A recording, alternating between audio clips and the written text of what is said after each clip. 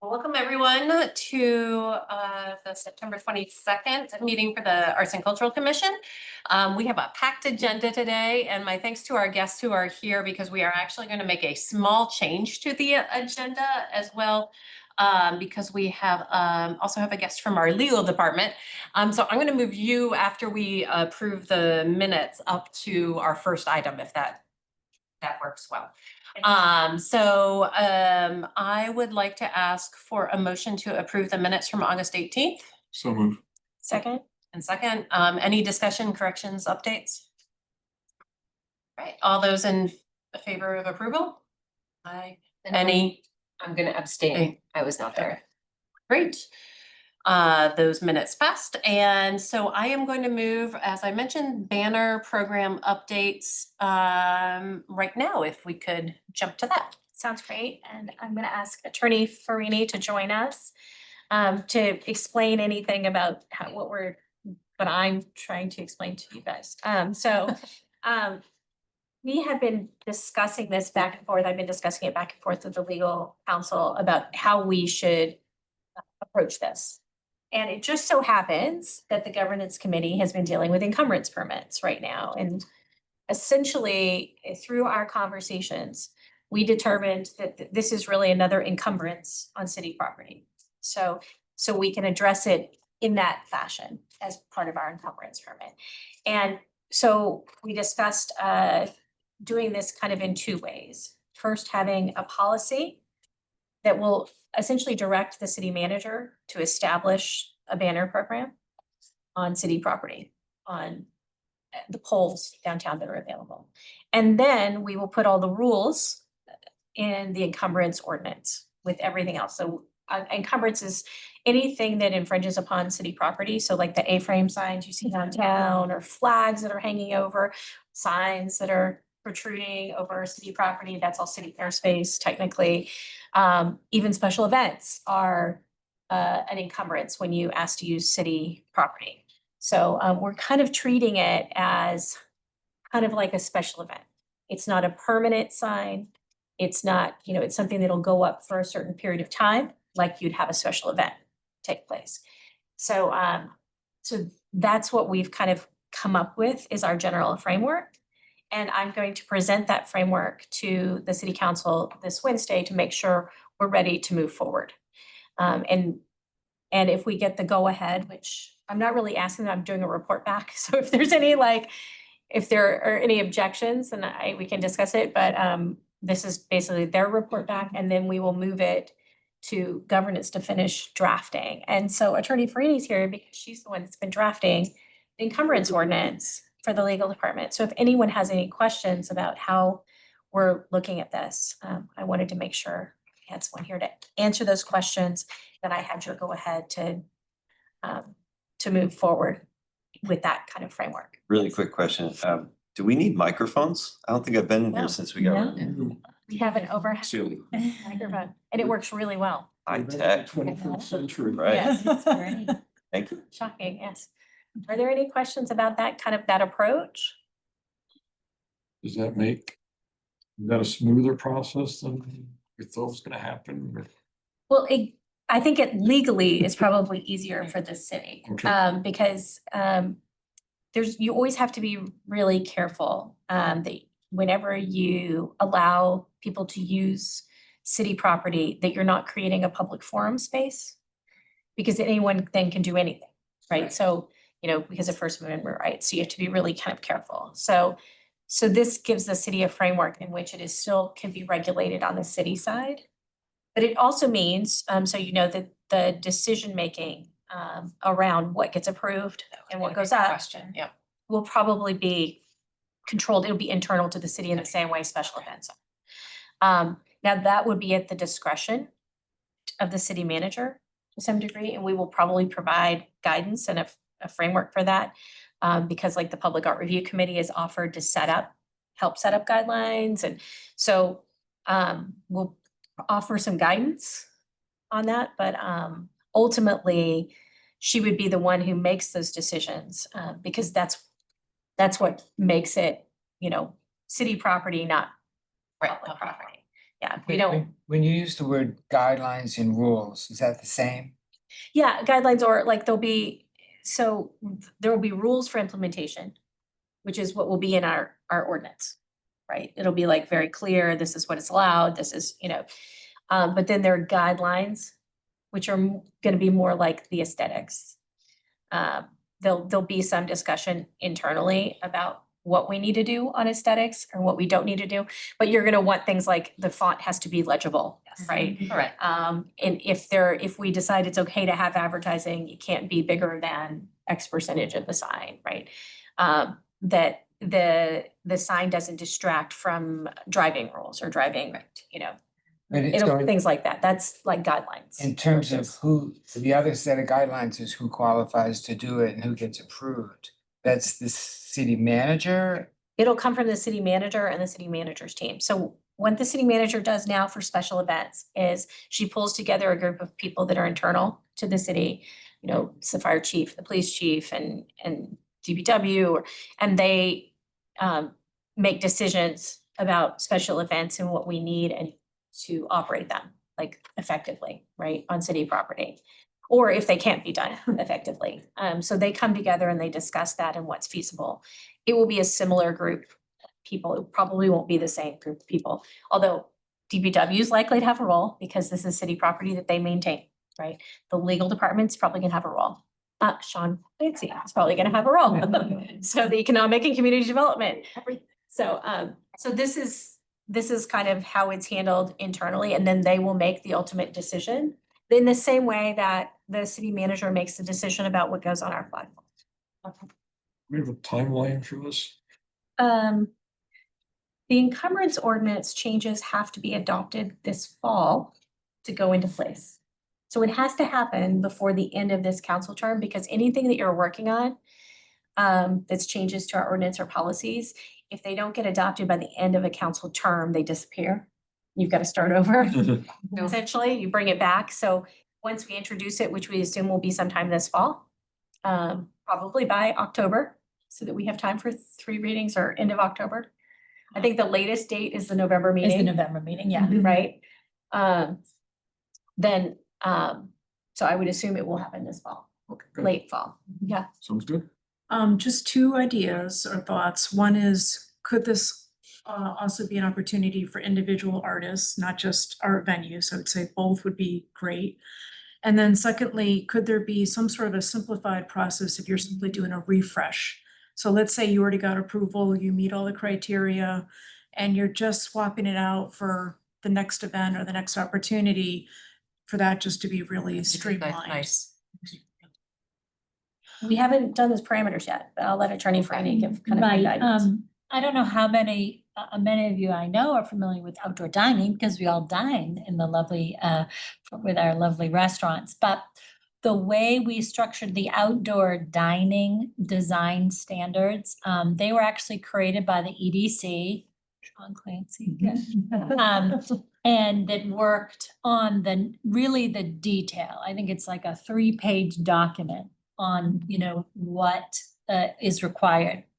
But the ordinance is, the law itself that can't really go into that type of detail. It's really more of an outline of what's required. So I think what Councilor Cook is explaining is sort of a similar setup where the ordinance is an encumbrance, because we literally just addressed flags and A-frame signs a meeting ago. This, again, anything over public property, is technically an encumbrance, even if it's in the airspace over public property. So the actual banner would likely be a permit, just like all the other encumbrances in the city. There's permits for construction, there's permits for signs, A-frame signs, all of those things. So within the permit itself, we envision just practical, obviously, information. But the guidelines would have those things that you already started to identify: who is eligible, what is eligible, for how long, are the banners going to be allowed? who erects them, who puts them down, are there insurance requirements, you know, who makes the banners, those types of things, and then the criteria, fonts and what's there. I did a little looking very quickly this morning, and several cities in New Hampshire have banner programs. Most of them, certainly several are sort of local hero veterans related. There are two municipalities that have those. And then interestingly, Keens is not a city banner program. It's run by, I believe, their Rotary, which I found interesting. And then there are several others, Hanover and other places, that have specific locations where across the street banners are allowed. So also as a part of the rules and regs, it'd be approved locations, right? And that's something that needs to be fleshed out in greater detail. And we again would narrowly define this, and this is why your comment of could it be general artists, I don't think can be answered right this minute, because I think this is the policy part's gonna take a little conversation, or at least this first bite at the apple, right? Because outdoor dining evolved a lot over the years. So I'm assuming because of our time frame, we're going to, you know, get something pulled together now. And then as we move forward, we'll be able to refine what the program is. Certainly we have weather conditions, duration of time, who pays for what, who takes things up and down, you know, there's a lot of those kinds of details. That, and I'm trying to remember, Council Cook, did you say that Public Arts Committee would be? Public Art Review Committees offered to Help develop guidelines for review, because they do that for aesthetic review. Okay, great. Yeah. Will you be able to have, say, your recommendations in terms of the guidelines and the commission? Absolutely, Okay, great. absolutely. And so I don't anticipate that we will get necessarily the guidelines completed, right? But we will have the ordinance in place and the policy in place.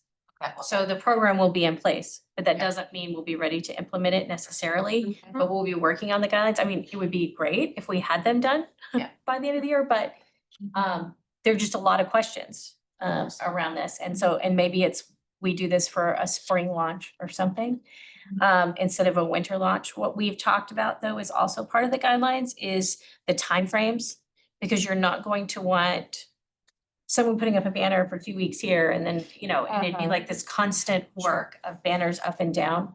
We talked about 3 timeframes during the year potentially, like a winter banner, a spring banner, a summer banner. But you don't do fall because you've got scarecrows and then you have wreaths that go up. Right. So you don't want to have something competing with something that already exists.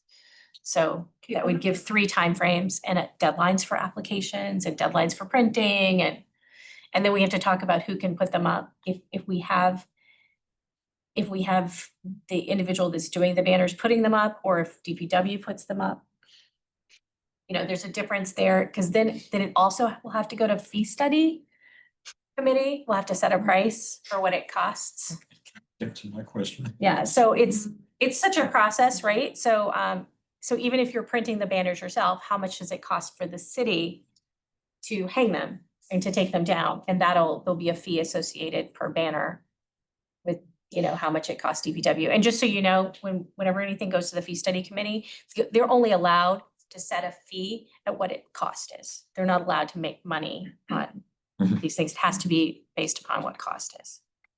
One other thought, again, representing individual artists, is could there be multiple artists that go in together on a banner so that there's cost sharing? Again, just to take the cost hopefully off the table for the most part for a lot of artists. Potentially, and this is part of the discussion we're having right now, is like, where's the line between, we have some definitions we have to work on what an arts and cultural institution is. And because we have that distinction of nonprofit versus for-profit. And, you know, where's the line on advertising you know, and some for-profit institutions having the ability to pay for 20 banners. You know, so like, this is kind of this balance, whereas artists are not really nonprofit.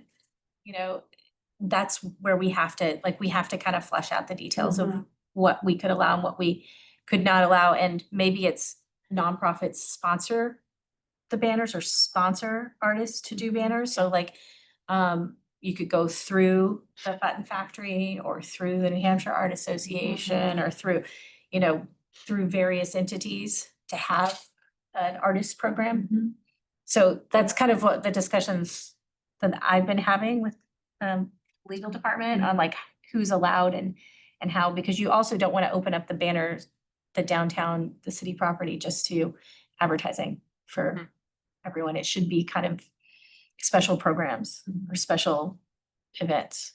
So So I would just ask, because it sounds like this is the right plan, but in the interest of keeping it narrow enough to just get this first hurdle done and then figuring out everything else after, to make sure that it's not so narrow to hamstring the entire process later.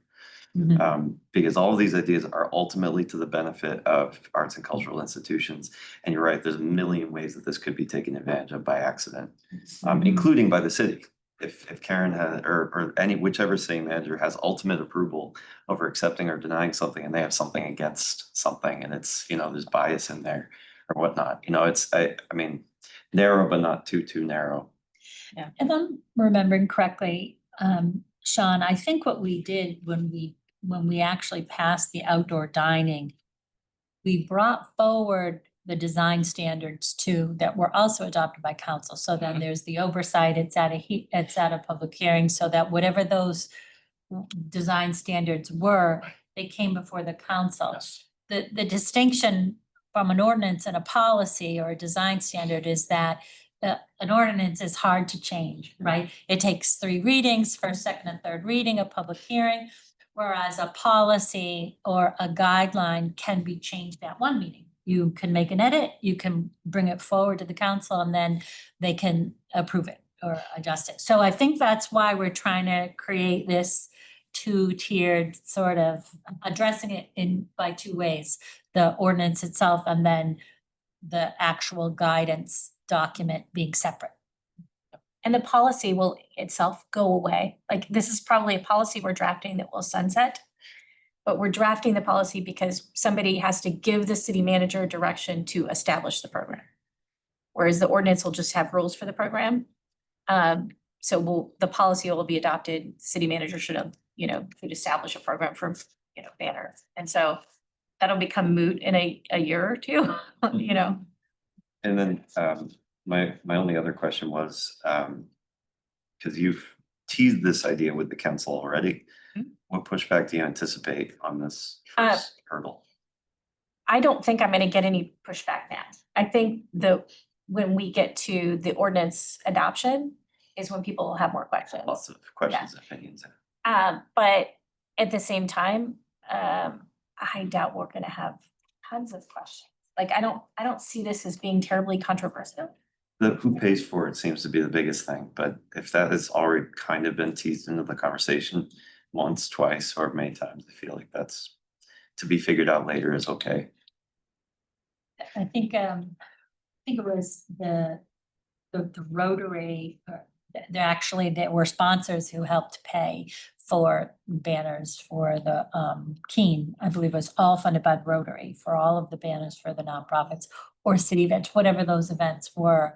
So that's another issue, whether they're sponsored or not, whether, as you referenced, whether the sponsorship is on the banners themselves. What's the purpose of the banners? Is it event specific? Is it institution specific? Is it a lottery? You know, because there's limited, obviously, there's so many qualified applicants, I would assume. You know, does the city pick up the erection of the banners, but the nonprofit pay for that banner, however they can source those funds? I don't know. That's all the policy detail, but they're all really good points. And I think this is going to be an evolving conversation, you know. And I think we probably.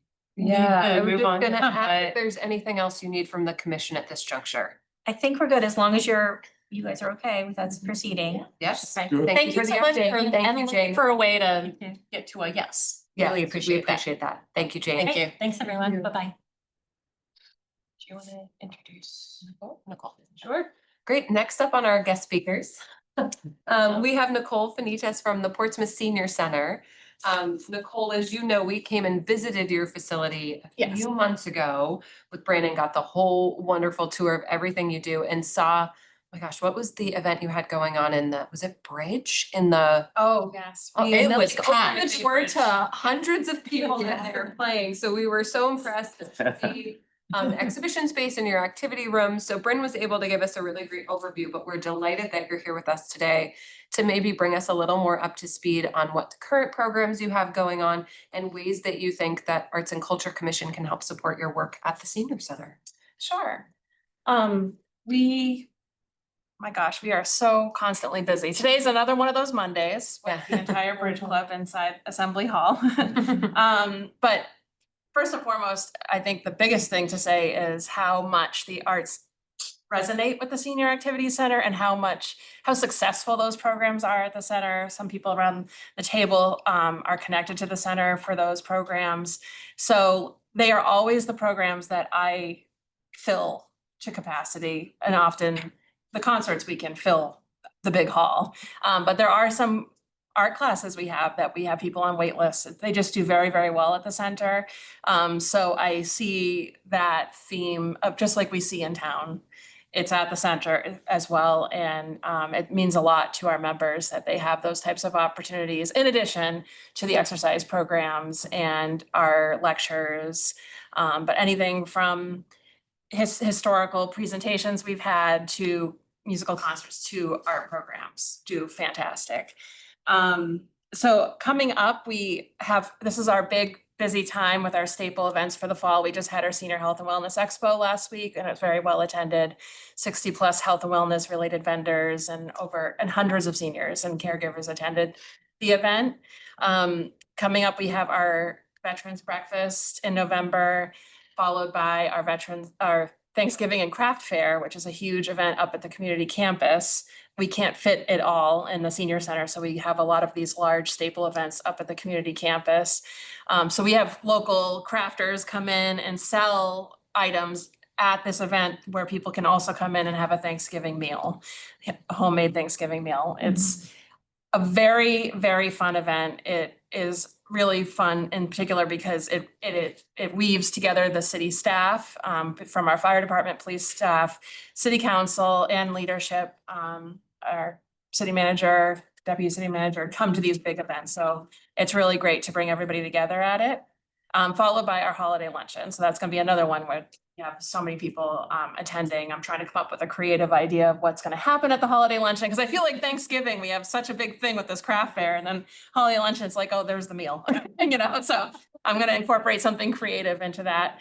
In terms of, I was thinking about this, in terms of ways that the Arts and Culture Committee can support the Senior Center. I've thought about like some of our connections, right now, we're kicking off recently this new connection with PMAC and the Shaw Brothers Memorial Scholarship Fund running some concert. We host the concert, and then donations that come in the door are supporting the Shaw Brothers Memorial Scholarship. So it meets my need of a concert because they're so in high demand.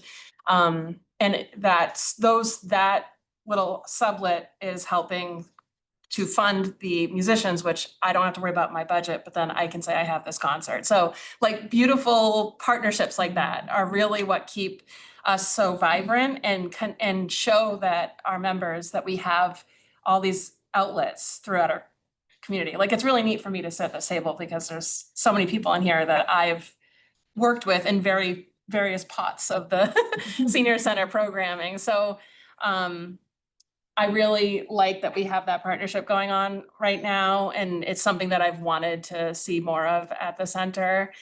I feel like I had another thought with the concerts or the arts programs. I feel like some of our arts programs will have a small fee to them, but wouldn't it be really great down the road if between my arts programs that do have a cost, or even our field trips, some of which might be to a significant museum, you know, in New England. Wouldn't it be really nice to scholarship some of our seniors to attend these who would not otherwise be able to go? So one of my more recent goals has been, how can we support our senior center members that don't have the means to be doing basically what I'm doing right now with the concerts, because the concerts, they come in, with the exception of the PMAC donation, it's still a free concert. And the other concerts I do, it's a free concert. It would be really great if we had other ways of helping out our members that don't have access to the means to these types of things. Ask a question on that, because I know we worked together with the cultural plan. Yeah. We did the survey and we Yeah. had some paper copies there. And I remember one of the big pieces of feedback that came, especially from our senior population, was affordability. Yeah. Of not only things through your center, but also just of arts and culture institutions in town. Right? And this feeling that they were getting priced out of being able to have these experiences. Is that something it sounds like maybe you're still seeing and hearing that from your members. Is that true? I do hear about that, Okay. yes. We just, last week we did a tour of the Wentworth Gardner House, you know, really, that's a great price, you know, for them to be able to go that, and then we had a picnic to follow. So like, that was a perfect low ball cost trip for a senior to go on. But how we have all of these historical outlets in town, it'd be so cool to maybe have like a senior center, get to know Portsmouth and all the historical homes. And I don't know, you know, there's so many ideas that bounce off my mind in terms of ways to get creative with kind of the threading we already have going on and how we could enhance that. I was just thinking that, you know, we have sponsors and they get complimentary tickets as part of their sponsorship, and they rarely use them, or they don't use all of them. And, you know, we'd love to offer those to people, but it's hard for us to find out who needs them, who doesn't. So that's something I know I have to be in touch with you about something else. Yes. I've been playing tag for what, a year now? We finally It's got all the grant. right. We're both So, busy people. Yeah. But, you know, that's something that, you know, if you had a list of people or people signed up to just be on a waiting list, and we could say, hey, it would probably be pretty last minute, but, Right. you know, we have 4 tickets for this weekend or something, you know? That actually does bring to mind, the music hall has been incredibly generous with when they have that opportunity. They gave us 15 tickets for Dan Brown. And Nice. I had all the people that were able to go to that come to me days after and say, that was the best, thank you so much. So that's another thing. We have, I think, so many resources to just give a little, to think of the senior center as that opportunity to make somebody's day a little brighter, because they didn't know they were gonna get this coming at them, and they'll do it last minute, doesn't Yeah, matter. that's what I said. They don't Yeah, mind they last don't minute. mind last minute. I'm excited.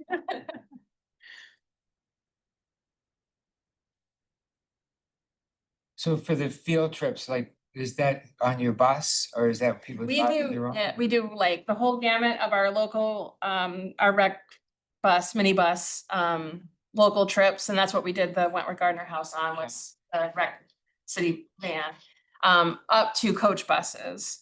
So I have a trip right now advertised for the American Heritage Museum. I think it's like half full, and I'm trying to push more of that, but it is a price, you know, for them to go to the American Heritage Museum and get lunch afterwards. And that's a coach bus with 50+ people. So we do everything from really, really local and simple, you know, going downtown and coming back, not even getting lunch maybe, you know, just go do a quick tour. We did the Warner House last year. So things like that, simple to more complicated. Shipyard. The shipyard, yeah, right. We're doing the shipyard in October, so, Bus. right. Yeah. Thanks for all the Any other great work you questions do. for Nicole? Yeah, Nicole's thank you. And amazing. thank you for giving us more ideas and ways that we can connect with the senior center, either by coming to your site and doing programming, or by inviting your group out to visit us at our various places. So thank you for that reminder. You're very welcome. Yeah. Thank you all. All right. Yeah. Thank you, Nicole. I'm Yes. thinking about we have a lot of cultural institutions that have free nights or free Yes. days. Yeah. that if we just coordinated, you would know when those were. Yeah.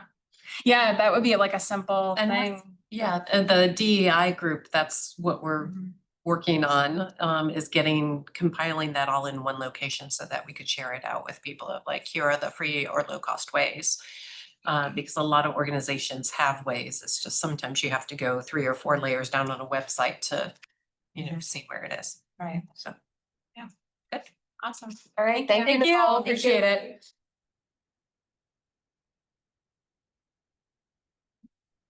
Yeah.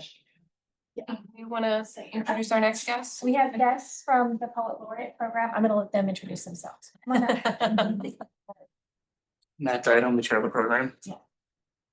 Thanks. Hi, Brittany Watson. On What the, was your name again? Matt Dido. Can you spell that? Idea. Kate, you got it. Yeah, I did. Brittany Wasson, Wason. Oh, well, Brittany can be spelled a million A million ways, Ttany. ways. Sorry. Sounds like you've been asked that before. Just Stop your time. WASON. Just one S? Yep. Okay, thank you. Yes, so we're from the Portsmouth Poet Laureate Program. Just a little background, you also have little cards with more info on us. We have several monthly programs. They are all free. So we should connect with the senior center. Including every month we have the Hoot, which features 2 featured readers every month and then opens up for the last hour for an open mic. So if anyone wants to read poetry, they're welcome to come and do that. We've started a new program called Painting Poetry, which is every other. It's off onto the hoop. Yes, so off months, and that is, readers will be reading poetry and freestyle painting at the same time, so it's very artsy. This Wednesday's painting poetry is at WSCA, so that'd be a good spot for more arts and culture connection. And we select a poet laureate every 2 years, so currently it's Lauren WB Vermette. And she will be coming off as a laureate in April. So we'll start advertising anyone. And every time, each laureate has their own project they do. So Lauren's project is working with hospital staff, healthcare providers, nurses, caregivers of all kinds, not just in hospitals, but working as a listener poet for them and making them feel seen and heard. Which is really lovely, and we've been writing poems for them as well. And so that's a bit about us. And then I hear you were talking about us before. I invited them here as a follow-up to our conversation. I believe that Teresa initiated a poetry tour. Because I think it was Teresa who saw somewhere else traveling that there was a place that had poetry and windows and kind of like a poetry tour. And so I started having this conversation initially with Matt about how could we do that in Portsmouth to promote not just poetry, because that's one of those pieces of art that often gets neglected. That's true. But also to, bring some awareness of the Poet Laureate program and the Arts and Cultural Commission to the community. So we started discussing that, and I thought that it would be helpful for them to come and introduce themselves, and then we could talk about potentially doing that, even potentially this fall, like. There was something like this that the Poet Laureate program did quite a while ago. There were poems painted on fences in recreation areas. There's Robert Dunn. There's Robert Dunn poem, yeah. And they were everywhere throughout the city, and one by one, they just kind of disappeared. And I was always curious what happened. I know there was one that was on the Court Street little playground, and it was so cool. It was on the fence there, and then I don't know, the fence got painted over and the poem disappeared. And I always thought, whatever we do, it would be nice to make sure it can stick around for a while. Wouldn't that be a form of public art? So you're working with the public art group as well, or? We should. We should. It's very different than We have a few what arts groups. we had here. talked about before, like what we Yeah. talked Yeah. about before was like, you know, In window shops. in Yeah. window shops, like Yeah. It's putting on it. fences I- and things. in Delaware, Vermont. Yeah. Called Poetry Around Town. Mhm. So it appeared to me to be a partnership between local retailers and local poets. And that to me, if you get an agreement with retailers, it's easier than going through the city and writing ordinances and getting policies. Yeah. Right.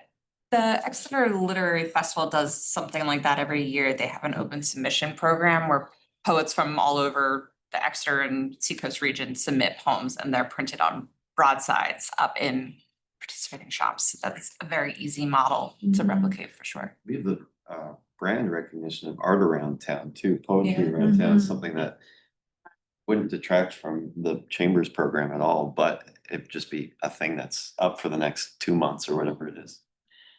I'm sure Ben would love to. Yeah, the chamber is very supportive of really, and Celebrate it's that. just a nice intersection between the arts community and the business community. Yeah, and Sean, on that note, I attended the Let's Talk Tourism. I think Yep. It was 2 weeks ago, and this topic came up not related to poetry specifically, but art. And there was several businesses in the meeting, and for example, like Portsmouth Soap was very open to having artist work showcased in her store. So there actually is a strong interest, and Teresa, I don't know if you can hear me, but one of the areas they asked me to follow up on, is there a way of connecting artists that would like to have visibility in stores downtown? And some way we can match up the artists with the business owners. And I don't know, Sean, if you have other thoughts, but that was one of the takeaways from the meeting, the Let's Talk Tourism. Can I just jump in Yeah, here because yeah. Teresa and Kate and I met with Ben at the chamber and we talked about this related to the stickers, so I guess Yeah. we were gonna talk about it in our report. That would Because be they were great. happy to help be liaison, Yeah, yeah. a liaison. I do have a retail location ready to jump on board to whatever happens. Yeah. I think it's a great idea to do this and to, you know, as the Arts and Cultural Commission. You know, I don't think it costs significant amounts of money Right. to do a program like this. It's, you know, it's more about time, making connections, making sure that, you know, we have them, like, everything is printed consistently. Like, if you're gonna have it in windows, that it's in the, you know, windows that are visible, that, you know, they all look the same, they all have kind of the same logo on them, like says puts with Poet Laureate Program, the Arts and Cultural Commission. You know, but I think it would be kind of a light lift Mm. to do something like this with a lot of visibility. Did Arts Around Town get approval from the city? Like, No. did it need approval? Does this need No, approval? this does not need approval. So we just want to put out guidelines for the businesses really, to know what the vetting process would be like, where they should go, like guidelines for best practices. Or not. Or not. I mean, Their it's business, right? Keep it If simple. they their do business, Yeah, They right. could do it Right. what today. they want to their if they- windows and technically, right, right? but if It's on we the work inside. with a Poet Laureate Program to do that, to choose. Let the Poet Laureate Program, who has the expertise in this, choose the various poets and poetry that would go. Yeah, We do the And windows. advocacy to make sure the And- businesses know about it. Yeah, and then we do the advocacy around the businesses and the connection with the chamber and Sponsor, to make sure it happens. because she's awesome. Because it really wouldn't, I mean, we're talking about just printing. yeah. Yeah, and then some advertising, Mhm. which can all be social media, which is Right. relatively inexpensive. Yeah. Great idea. So. Yeah. And I just thought this was a brilliant idea. Is somebody with a minor in poetry writing, I would like to see this art form get a little bit more attention in the city. Mhm. People don't all know about the Poet Laureate Program. Yeah, appreciate that. I will say, can you guys hear me? Yeah. Okay, just making sure.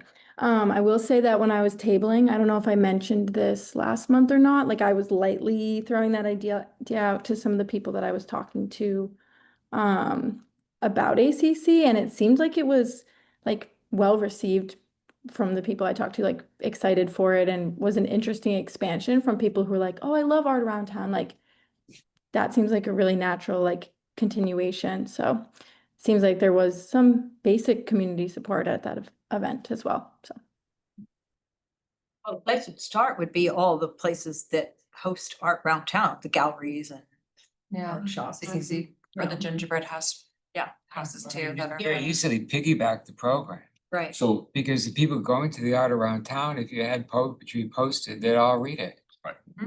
and the program Local Love is modeled after Art Around Town. Yeah. Okay, Third Thursday of the month, the retailers, is about 35 of them now that get together, do promotions, promote that third Thursday of the month, just like the fourth Friday of the month. Alliteration, right? Is, I have a question. Do we know, is National Poetry Month? April. It's April. So that maybe is, we can aim for April? Love it. I don't know, for Yeah. National Poetry Month? Yeah. That's kind of a quiet month in It town is. still, Yeah. but people are Yes. starting to show up. It's like a good time to get people downtown. It's a good time to get locals thinking about something that they don't always think about, maybe. Is that a mud season? It's the mud season, it's great. Do you, Although- Teresa, do we have a next iteration of that blog entry or newspaper article, the thing that you did that first one on? Do we have a next one planned? Not officially. I did just send Sean, like literally 5 minutes ago. So sorry, that's a little late. But the next iteration of the sticker as well as the video series plan, but I feel like that article that would go along with those materials would also be the next iteration. Where maybe we like announce what that program is. Maybe we say coming soon, poetry around town, like kind of some of that, like that's the way I was thinking about it in my mind, but I think it's not really like that article isn't fully formed. So definitely open to ideas. Yeah, I was asking because I think that's a perfect opportunity to say, coming soon. And if you are a local business who might be interested in hosting some poetry in your window, in your storefront, please reach out to the ACC email or whatever it is through the.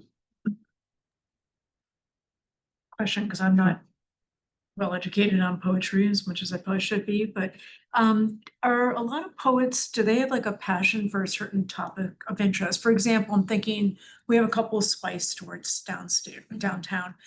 Might there be a poet that has a real passion for food and nourishment or something like that? I'm wondering if also there could be a pairing in some way, like a Match.com between the poet and the business in some way that it's really synergistic, so just Sure. thinking, yeah, We could okay, do that could something be like really that. cool, yeah. I love that idea. Another idea I had as well is like we could do monthly themes, or we could do like children's poems for a month too, like, and then also like the matchmaking service in the sense that like maybe businesses might request a certain poet, maybe they know them or something like that. But maybe if when they're submitting, they just check off like basic categories of what it's about, that would be a really easy way to make it a matchmaking thing. There would be a few parameters, just so everybody really like. Some poetry is very adult in nature. We would want to try to avoid that. Because it'd be in windows where children could read it, right? So, but there would be, I guess some, You keep General- it PG and. right, Yeah. it couldn't be an extent, it like can't be a really long poem. It has to be able to fit on a sheet of paper. For a window, but you could envision this not just being retailers, but also restaurants, also, just anyone and everyone. Wouldn't it be wild to walk around downtown and every window had a poem in it? Yeah. I think this is a great idea, because I think for a lot of people, poetry is not very approachable. I mean, especially because, well, I don't know how they teach poetry in school these days, but when I was back in the Stone Ages, it was not made very attractive, really. And it wasn't until I became an adult that I really understood how diverse poetry is, and it doesn't all have to rhyme. And all that. And I think for a lot of people, they hear poetry. And I think making it approachable and so people can just listen, oh, that's neat. I think it's fabulous. I think, Yeah. I think you can go to like hotels. And this, to me, this is really low hanging fruit because the chamber's all in, the downtown business community is always looking for to support each other and to support the arts and culture, support visitors coming and residents coming back downtown, all those things. So this is really, and without a lot of city involvement and without a lot of funds needed, easy peasy. So we would wanna have like a launch. I could start looking, I would be happy to do some of the legwork on this, trying to look for a retailer or a restaurant that would be willing to host a launch. Are you thinking to work through the chamber or just do it yourself? 'Cause I'll talk to the chamber about it. Chamber is first, maybe 'cause I'm me. sure they have Just somebody add in one. mind, and they know you who know, likes to host. might be able to find a sponsor who could donate the $50 it takes to print everything. Cause it won't be, Yeah. this is not a heavy lift. I don't want to speak for the chamber, but I know they're, There might be somebody who's That's what they willing to support some like food items or something Yeah, for we've the got launch. somebody as well we can lean on. Okay, see, so this is, I think we can make this happen maybe for National Poetry Month, and they'd be up for a month, right? Can I just add, don't forget the West End. Yes. Yeah. I mean, we have a lot of new restaurants coming in there now, Yes. so, I'm Yeah. noodling a couple ideas that involve the West End. yeah. Yeah. So if the Portsmouth Poet Laureate program is gonna be helping with the curation and the vetting process, just say a poem goes up that's a little bit controversial by accident. Business that puts it up is the one that ultimately gets the flack, right? And the business would have to make a decision, like, They I mean, know like, what we they're would- committing to. we would have to clear what goes in people's windows with them. Right. In advance, right? I mean, cause no one's gonna want something that they're like, oh, that doesn't work. That's- Yeah, you that's can't like, make them. that's Yeah. like the devil's Their advocate, business. so a room full of us that loves this idea, but what might be on the other side of it. Besides content, how do you judge this is a good poem and this is a lousy poem? Oh, wow. Oh. I'm gonna let you two take that. Speaking as someone with a lot of workshop experience and a master's in poetry, that's a hard thing to judge, but I think it's about intent, right? So is the poem written by a 7-year-old? Is it written by someone who's new to poetry? Is it an established poet? I think for a community mindset and for accessibility to arts and making poetry not so boring and hard to get into, not having too much thought on like, is this like good, award-winning, wonderful, or is it like, hey, this is cool, like this is great, this is connected to the community, accessible. I mean, the question behind the question really is about vetting what goes up on the windows, other than adult content Mhm. or graphic war content or Right. whatever, age appropriate. Yeah. Okay, that I get. Mhm. But between just, really not having a master's or even a minor in poetry, this is a question to me which is like out there. I mean, I can look at woodworking and I can pick it apart and whatever, but if I look at a poem, I can't. So that's a mystery to me. Whatever. I think Our board lean on helping. Yeah, vet and it. we could have a committee of people, for sure, do that, but I would recommend not saying no to things that one person doesn't resonate I was with. gonna say, if I walk by 10 businesses and there are 10 poems and 9 of them don't resonate with me, I still read 10 poems. That's exactly the thing. What's gonna be interesting is that there's been a real move in the poetry world towards more spoken word poetry.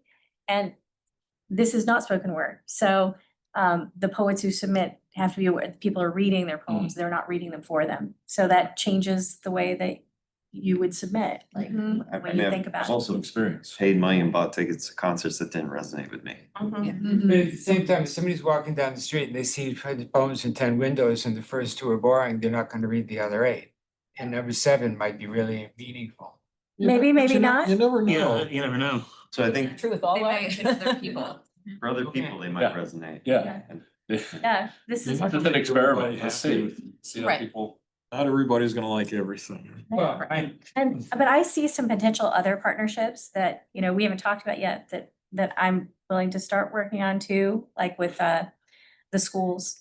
you know, because the kids always do, like, depending upon the school, there's usually some recognition of National Poetry Month and poetry writing in the schools. Like it's working with Sammy Trix on setting up a program in the elementary schools for all the kids to write poems, and maybe those get displayed somewhere. And so there are all kinds of opportunities here. Seems like a great opportunity to celebrate local poets, but also like classic poems could be represented as well.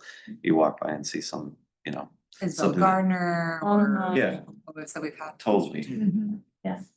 Still celebrating poetry for them. Thank you. Yep, thank you. Thank you both. Thanks. Cool. Thank you so much. Work group.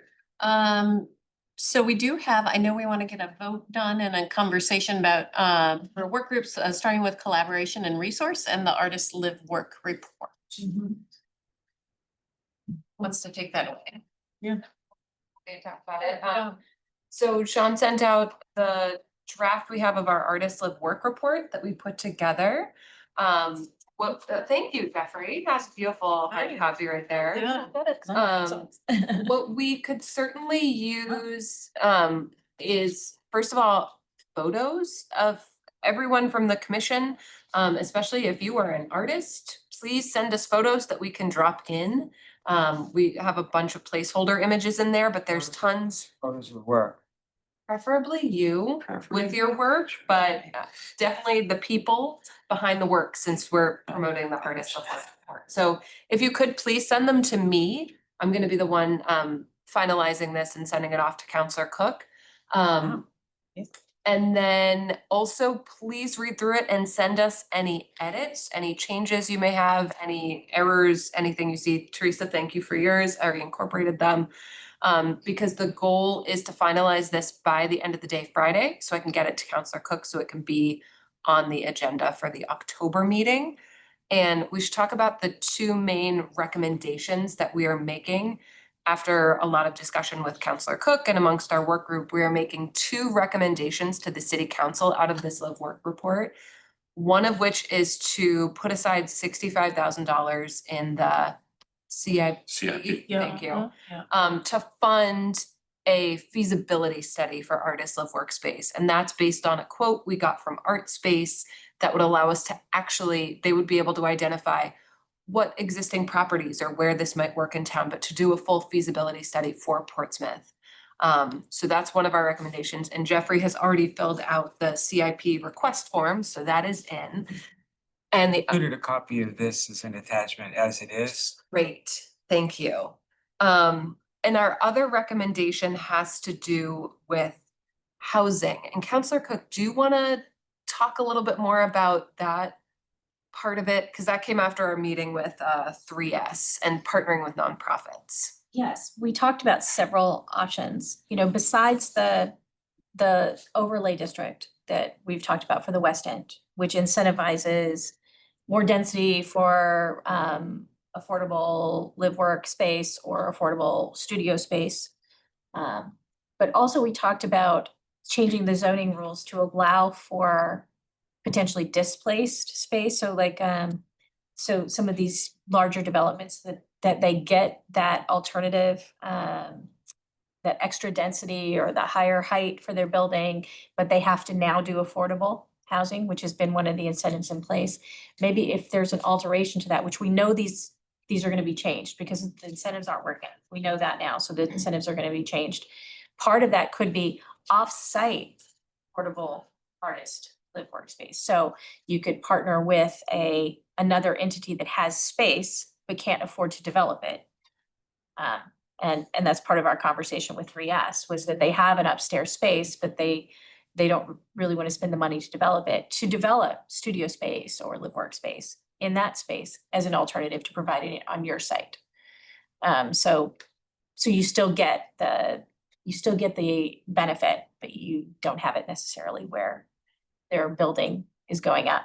So we talked about that as an option. I think we've talked about other incentive structures, and the report does a really good job of talking about TIF districts and which are all like a TIF district is where you can reinvest the funds in infrastructure development, your tax dollars in infrastructure development, rather than paying them directly in to the city, you can set up a TIF district. I believe, Sean, you can tell me if I'm wrong, the West End was initially set up as a special fund district for development, and I don't know what the tax incentive was there in the West End. It wasn't Yeah. typical TIF. People have been asking me about TIF and we don't have them. I don't know if we've had them in the past, but it just allows for infrastructure to be built, I think, by the city versus having the developer do it. And then when the property is improved and the tax revenue goes up, it's used to pay back the city for that investment. So the city benefits, it clears a hurdle for a developer. And if you have to identify this TIF district, tax incentive something. Yeah, tax incentive financing. Financing, Mhm. right. So it's just a different way to finance it, to lower a barrier. Some towns do this a lot. Some people will say we don't necessarily have to because developers are developing here. But if there's an opportunity to lower a barrier to development, that's what you're talking about, Counselor.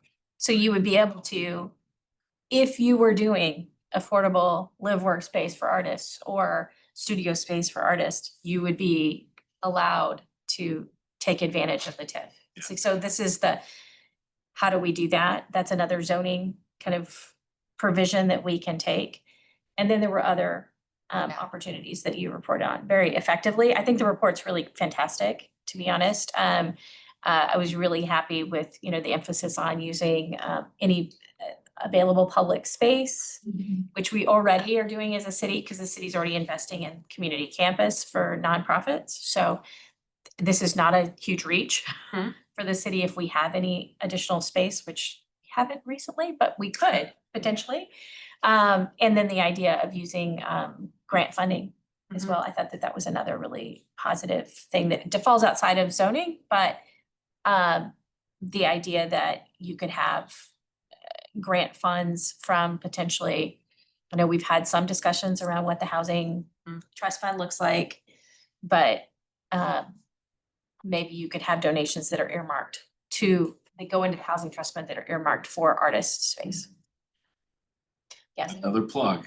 These great ideas should be forwarded into the master plan. So that's the point of submitting this report to city council. Great. Right. Is we say in the beginning and at the end, we are submitting this so it is incorporated into the master plan. That is the reason why we are doing this. And we're also asking the council to take action on two different things, the 65,000 for the CIP and also to think about or to take action on this idea of developers being able to use their affordable housing quota at an offsite property through a partnership. Great. Cause a lot of us nonprofits have space that we could develop if someone had the money for it. Yeah. Um, Partnership. yeah, exactly. yeah. So those are really only the two actions we are asking of the city council at this juncture, but there's a whole list of recommendations beyond that, a few pages worth, that we are hoping gets incorporated into the master plan. So we are hoping to be at the meeting on the 6th. On the 6th, and what'll happen is you guys will have a report that's at the top of the meeting, because we do committee reports at the top of the meeting, and then I will have a motion under my name that we will move up to ask them to send the report to the planning, for CIP. for updates for the, You're talking about the for the the master plan Yeah, process. Got it. So this will be Yeah. another report that comes into the master Mhm. plan process. So that Yes. would be my motion to do that. Then separately, the CIP funding will come up this fall, but it doesn't come up until later. Okay. I believe our first meeting is it in November on the CIP budget? Is that the first time the council sees it? It's Okay. a little bit later. You would We have a know better work than me. session on the CIP. That request should already be in. It is. The one thing that I would say is that this group needs to watch for when the CIP working group meets to review those proposals and needs to come and speak in favor when that group meets. Yes. Could Cause Do you have it's, that cause it's new and they're gonna say, so what, you know, Right. and if they're only asking me, that's not, you guys, Is that a meeting listed already? I don't think so. I don't think it's advertised yet. I don't know when it is. I will make sure that everybody knows when it is. Okay. So, yeah, so I'll make sure everyone knows where it is and I should note that the report in its final form should come to me and to Sean. Because Sean will be the one that puts it on the agenda for the report back from the committee. Okay. And then I'll have a copy and I will put the motion in under my name. Can you send that out to us again? I didn't get it. Was it sent out to us? Yeah, I sent it out. Yep, Went out on the just, you 15th. know, yeah, 15. yeah. Yeah, I just had to, I wasn't really checking email very closely while I was away. Just found it. I have a quick question, because I don't know how this goes. Is $65,000 a normal size request? It depends on the entity. So anything, if it's 50,000 or more in the CIP budget, it's bondable. If it's under 50,000, it's not. My guess is that I don't think this will be bonded. The request, though, it would probably come from general fund dollars will be the request, but it just depends. I mean, it could be, Sean, it could be bonded. I mean, it's over 50,000. Oh, yeah. But it doesn't have to be Doesn't bonded. have to be bonded. Yeah, the bond is, that's the big multi-million dollar. Yeah, the big things get bonded. This might be put in with other things to be bonded, but really, what it does is it puts the planning piece in place in the capital budget so that, when we decide we're gonna do an RFP for somebody to do this analysis, the feasibility study, then we have the funding. Funding is in place. It's secured. Now, so you know, the CAP budget, we look at it in the fall and then we do the general budget in the spring. So the earliest this gets adopted, it's July of next year. So that's the earliest that the budget gets adopted. So the earliest the money gets spent is next July. When's the master plan process done? 2 years. 2027. December 20. So this wouldn't be too late for that. Oh, no, this no. is, we're at the entry level. They're reviewing all the reports right now that we have in place. So this is coming in at the right time because it adds one more Yeah. report for them to review. And then they're gonna come back and give us a preliminary assessment in November. And then the process continues. So. Yeah, so just a couple things from Art Space. There is a $5,000 savings if the preliminary feasibility is done back to back to the feasibility, and they outlined what would be in each component. So if we were to break it apart, it would be 35K and then could do 35K at a later date. But if we did them back to back, it's 65 total, so definitely save a little bit of money. But going back to October 6th, is it recommended that there be a presentation or is this, okay? Yeah, a brief, a brief presentation. It doesn't have to be long. It can be a few minutes. You can be talking about them. You can just highlight the recommendations that come out of the report for the council. Yeah, because they'll all have the report in it. okay. Yeah. And then just the idea of, obviously, there's a lot of artists that have interest in this. Just, we all should be probably making other artists aware that this is happening and to attend if they wish and if they want to make any comments. But I know a couple have approached me saying that they definitely want to be there in support. Okay. It's a good thing. I've had that too. I posted it at the Button Factory, 2 people have told me they're coming. Good, yeah, Good. yeah, Good. So this, Whether they come or not, you know. right, yeah, or they can write in a comment too, right, if they can send a little blurb in support, or if that's what they want. yeah, I think it's always helpful. Yeah, I will say that we're not asking for a heavy lift on the 6th. We're asking them just to refer it to the planning board and the Yeah. planning department for inclusion in the master planning process. That's not a heavy lift. The council has no problems doing that, I'm sure. It's a little heavier lift when we get to the CAP budget discussion, because we're always looking for places to save money, not add things to the CIP. So whenever that group meets, and I'll let you know, it would be helpful to have. So you're people- saying it's more important to have people coming to speak in favor in November than in October? I think it doesn't hurt to do both. And it might not be November. They're gonna be doing a preliminary review, probably early early October, I would think, is that committee's gonna meet and look Yeah. through all the citizen requests. But the CIP is where the money request is, Jeffrey, versus just asking the All right. council to send the report to the planning department. Okay. Yeah. That shouldn't be a problem. That's not gonna be a problem, but then also, once it's with planning and the master planning process, whenever there is an open meeting, it's helpful to show up and say, this is really important to me. Yep. So, and make sure that they're aware, this is really important, and so they get a lot of feedback, or when doing the surveys for the master plan, you can do the surveys and you can tell them what you think is the most important thing. Mhm. You can get as many artists as possible to respond to those surveys and say, this is the critical thing that we need. Yeah. And the boards from the last public meeting are right next door. Oh, are they? All the Okay. boards, They're great. yeah, and the ability to put more comments. Yep, and you can add Yep. commentary Like right there. everywhere. Yeah. Literally, right there. And they, This is but they have important. the cultural plan too, because again, that's Yes. representing, you know, Yep. at least multiple dozens of artists. So I just want to make sure that's not getting lost. So if they're not showing up, that document represents, you know, quite a bit of feedback.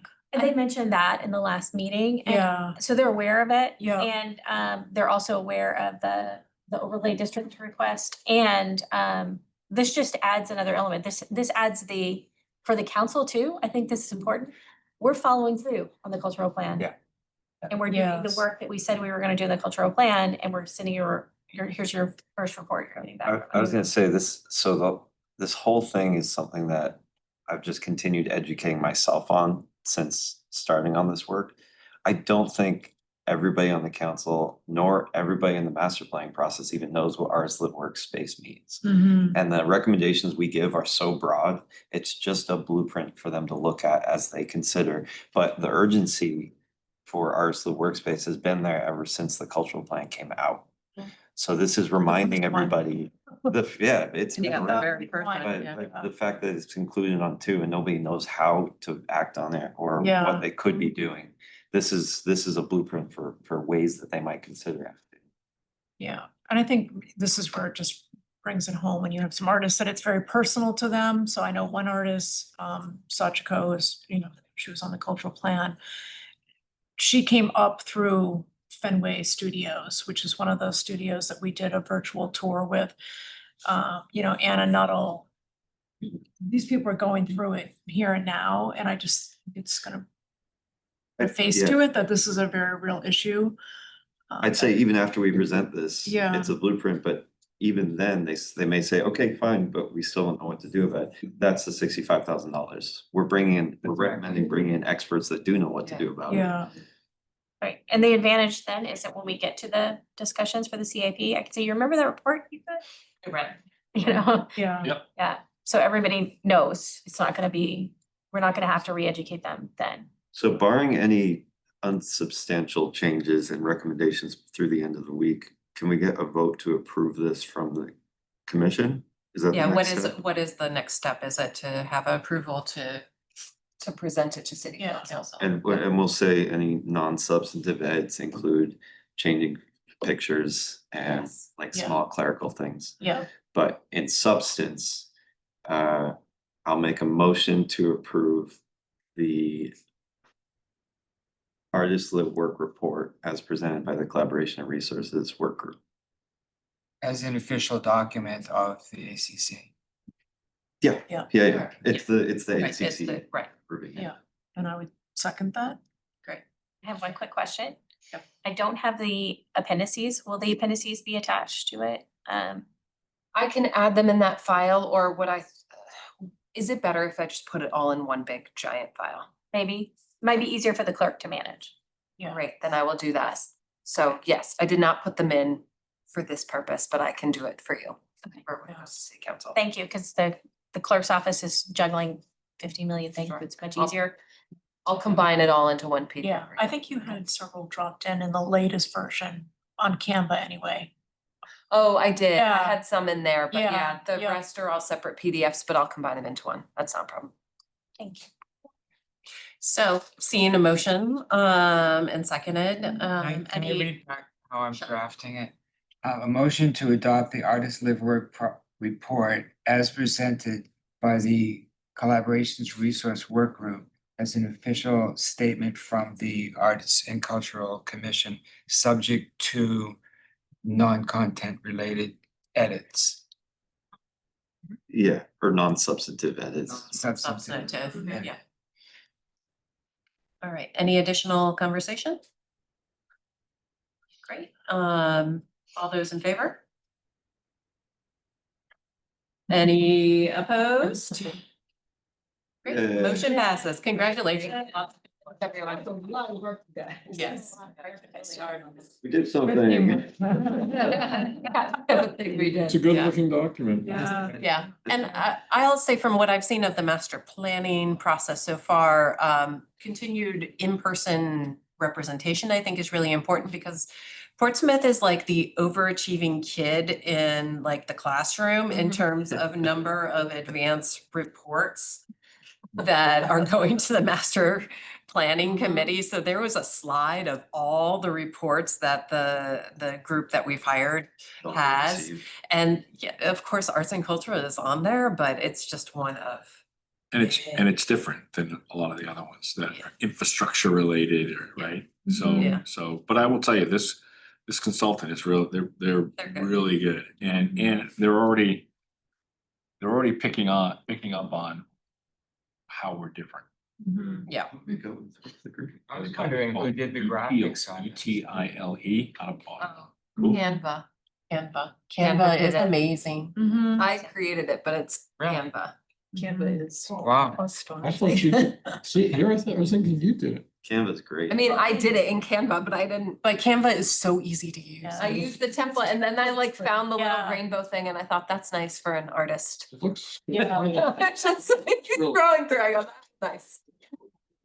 Thanks, it helps that they have a template, but I mean, I did that in an hour and a half on Friday, so. it was- Very Pretty amazing. Yeah.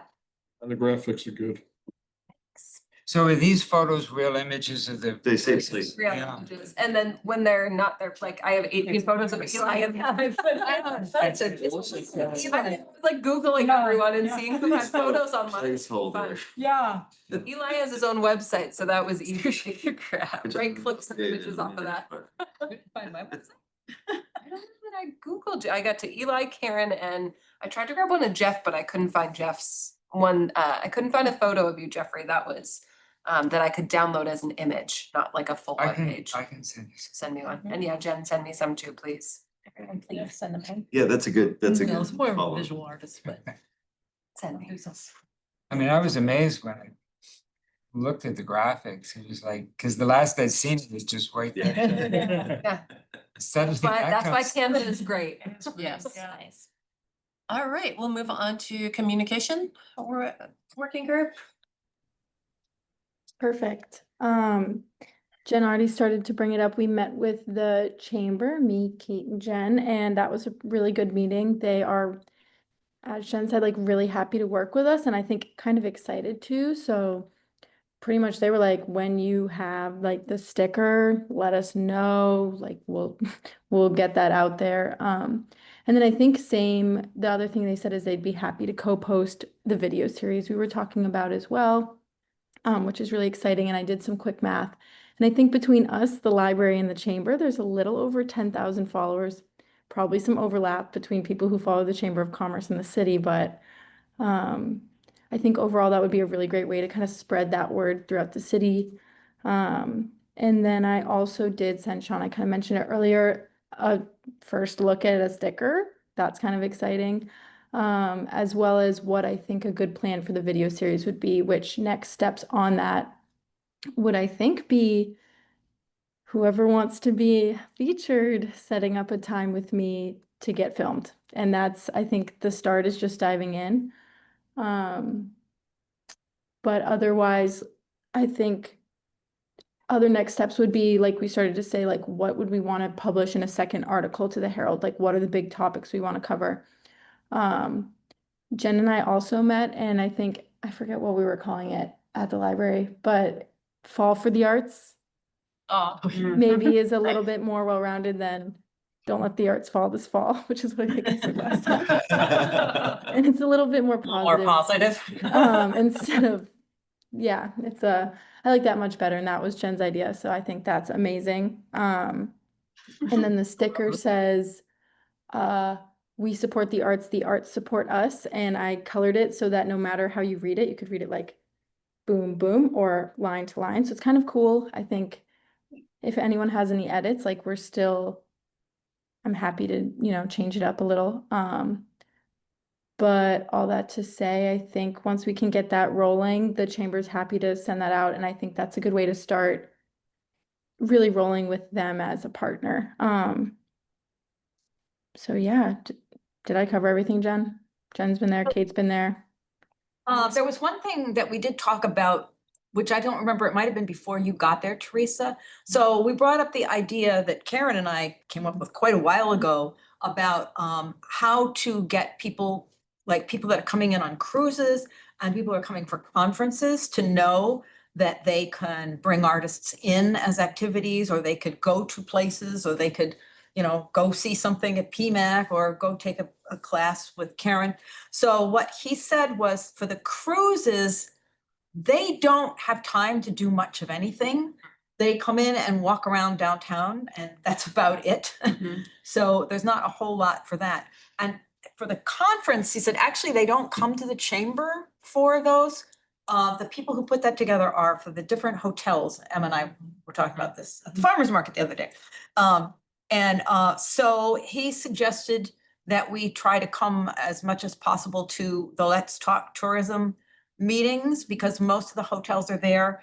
And Emma also tells me she's had some interactions with, you can say something about that if you would like, but. Yeah, sure. We had done some separate outreach to local hotels about our walking tours.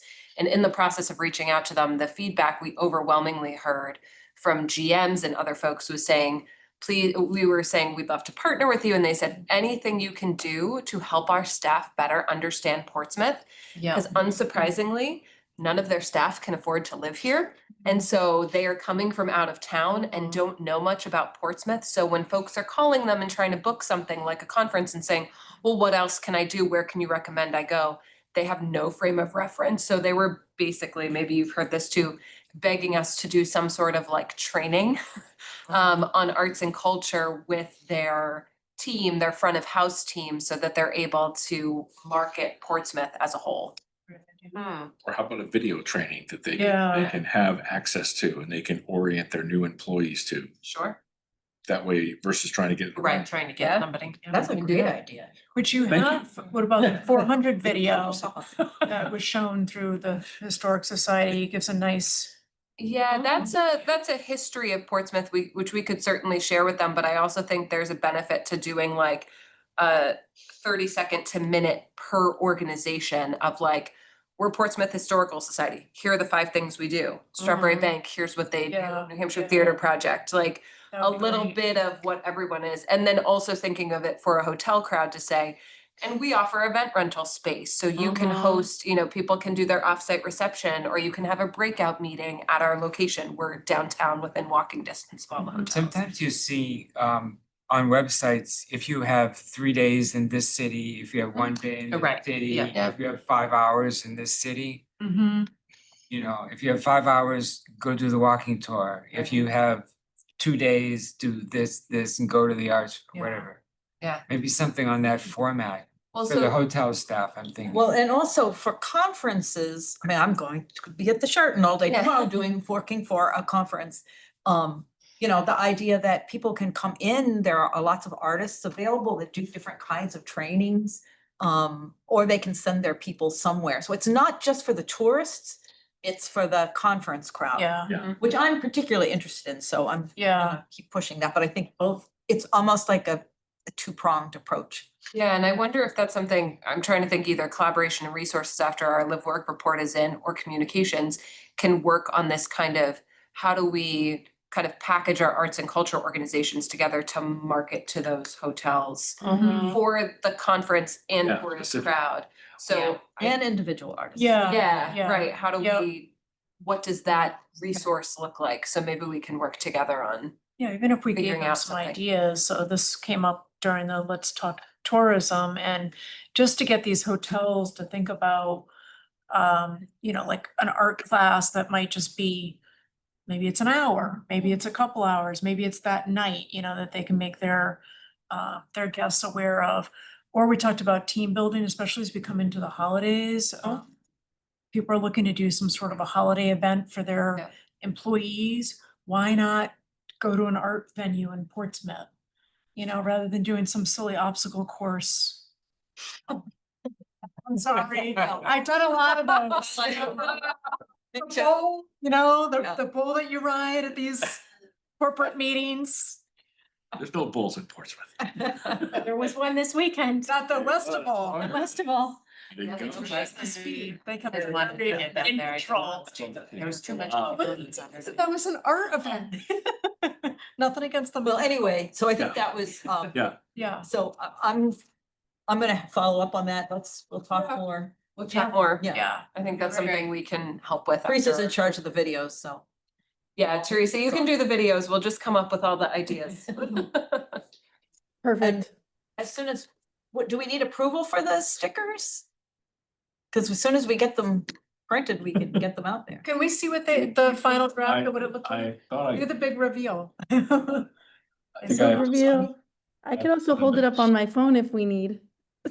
I just have to sign back in. I thought I Oh, no. don't know why I'm sorry, Sean. I go. Well, maybe while you're doing that, I will just quickly say Yeah. there's not a report from the DEI committee where I am the only person here. So. It's more- Yeah, we can talk about that. Talk about that.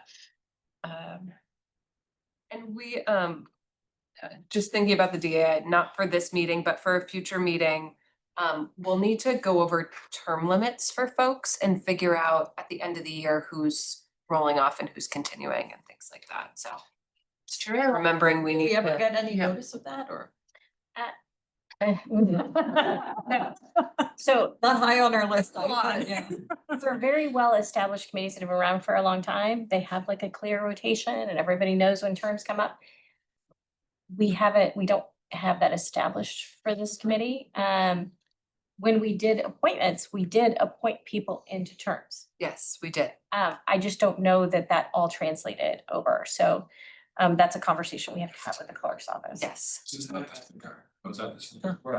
Yeah. When you're saying that you did that, Okay. that's the first I ever heard that it was ever addressed. It was done and Oh, that's usually really handled clever. I out like of the that. clerk's office, but for some reason didn't happen, so we'll work on that. That looks cool. Yeah. That looks great. That is. Oh, I that love is it. I really can neat. read it both Yeah, ways. So how big is that, Teresa?